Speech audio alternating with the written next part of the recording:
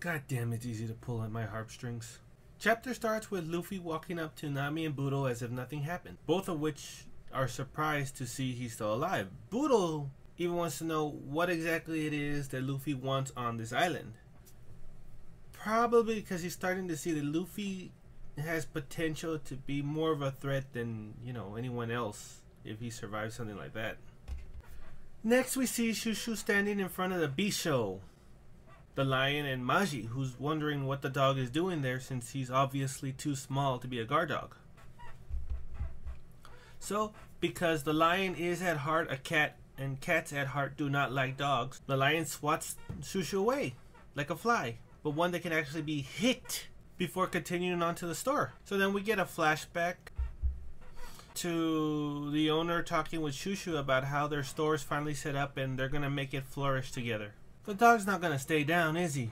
He's not going to. If this was a horror movie, I'd stop right now because dogs always die in horror movies, and literally that's the hardest thing about them to watch. That and stupid teens doing stupid things. So apparently that flashback worked the same way as adrenaline shot right to the heart, because next thing we know Shushu's up and biting the lion in the paw in no time. He's also sent flying backwards in no time and hitting the ground hard. So he's right back where he started, but damn it if he wasn't up quickly. So then we get another flashback. This time with the owner and Shushu sitting outside the store, and the owner's worrying because they're just not making a lot of sales. And so Budo comes because I guess he feels bad, and he says, hey, sell me some dog food. And the owner laughs because he thinks it's fitting that Budo wants to buy dog food, and he looks like a dog, which makes Budo mad because he really was only buying dog food out of sympathy. So again, Shushu does not stay down. He's up and growling at the lion in no time. Maji jokes, because this is what villains do, you're not supposed to feel bad for them, that there's probably something in there that he likes to eat. It's a pet store. Of course there's something in there that the dog likes to eat. So then we get a series of flashbacks. The first starts with Shushu and the owner in a tub, and the owner's happy because they sold 100 bags or 100 pounds of dog food, which is an incredible sale considering this little village can't possibly have that many dogs. Maybe it was a slow economic time and people were like, you know what, screw it, the dog food's cheaper than human food. That I would not be surprised about. Next flashback is with the owner yelling at Shushu because Shushu was a dog and he ate the merchandise. I wouldn't blame the dog. You're the owner, you should know better than to leave merchandise like that anywhere near a dog can get it. So that's on you, buddy. Then we get a complete switch, and the owner is bragging to everybody about just how great his dog is. You're one of those people that's only nice in public, aren't you? Well, you were. You're dead now. The final flashback is the one we saw earlier where the owner is leaving and tells Shushu, take care of the store while I'm gone. So we come back to present, because that's where stories really should take place. And we see the lion growling, and we see Shushu growling.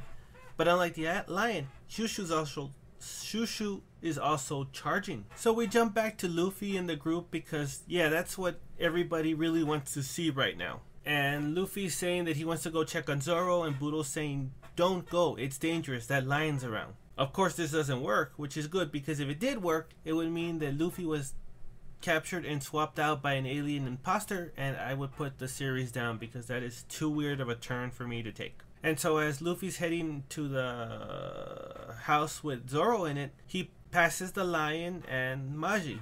Of course that was going to happen because they were only a few houses away. And the lion doesn't care about Luffy because he's got a box of dog food in his mouth. And Maji doesn't care about Luffy because he's pissed off and he's looking at this wound in his hand. This is his hand. And mumbling about how the dog bit him and the wound is bleeding.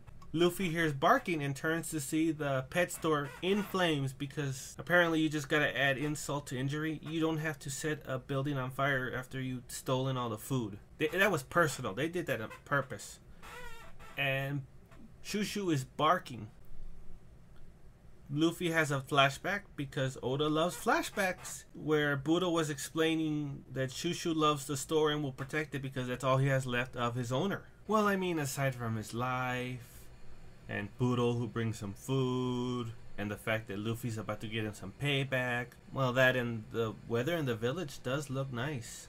Of course, Luffy wasn't just gonna let this go. Next thing we see, he's standing in front of the lion and Maji. Maji's surprised that he's alive. Luffy says he's a rubber man and, you know, he's hard to kill. And Maji says, you know, he's also kind of dumb or something's not right in his head because he's saying stupid things. His brain must have at least been injured. This is understandable. But here's the thing.